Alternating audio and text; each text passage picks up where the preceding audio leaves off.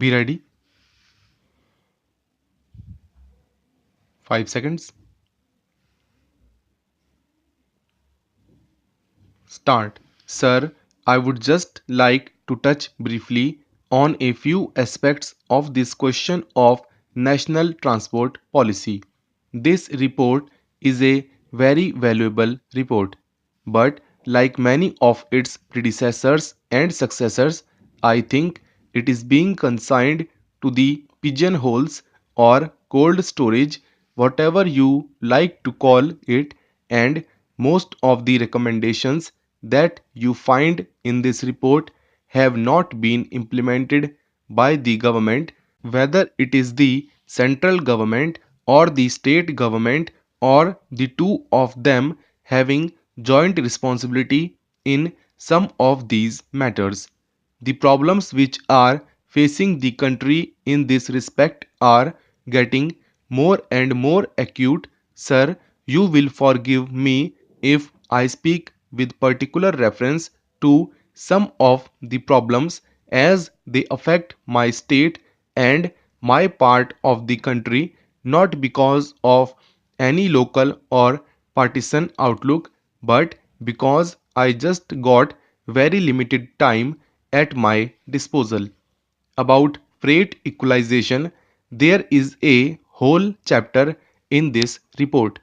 I only wish to point out that report itself has stated categorically that the original purpose of railway freight equalization was to stimulate the dispersal of industries, but they have also admitted that this object has not been achieved, and rather than helping the proper and optimal dispersal of industries, it has actually added to the real transport costs.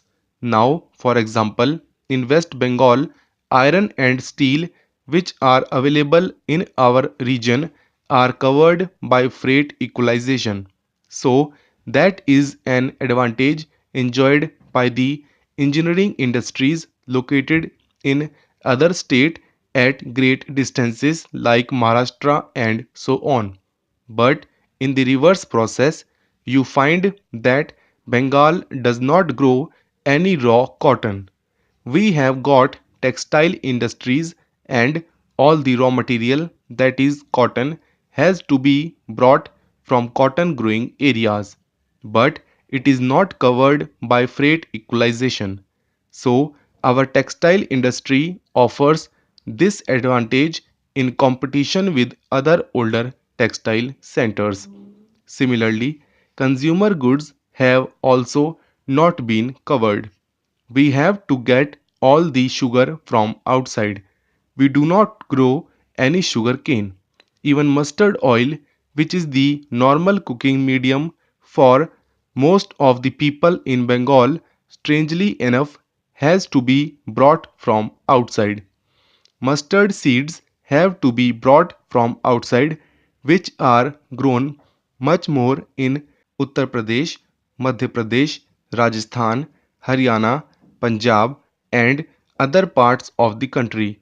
Coal, I believe, is not actually covered by this freight equalization, but there exists a system of telescopic rates as a result of which the consumers of coal who are situated at a great distance from the coal fields are actually enjoying the advantage of the telescopic rates. It is another form of freight equalization, even if formally it may not be so. I think that it is high time the government should make up its mind as to what to do with this freight equalization, which has been in force for some considerable time. So, I strongly plead that this recommendation of the committee should be taken seriously. They had spoken about phasing out 4 or 5 years ago. I think it is high time that this equalization policy was given up. It is working to the advantage of some states, but it is working against the interests of other states. Therefore, it becomes an issue not of harmonious reconciliation of interests, but it becomes an issue of controversy and dispute and adds to interstate tension and disputes. Then I would like to say something about the Kolkata port with which the Honorable Minister of Shipping and Transport is very much concerned. This report has spoken about the phase that most of our inland waterways are facing very serious hazards, that is to say, hazards of shallow water, erosion of the banks of the rivers, and so on.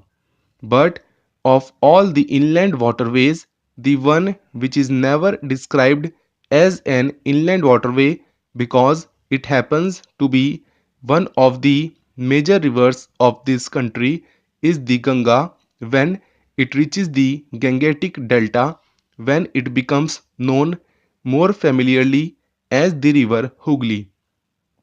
Everybody knows that for years we are grappling with this problem, viz. That unless something is done to improve the navigability of that river, the Calcutta port is dwindling, is shrinking, and it can no longer receive large vessels as it used to at one time.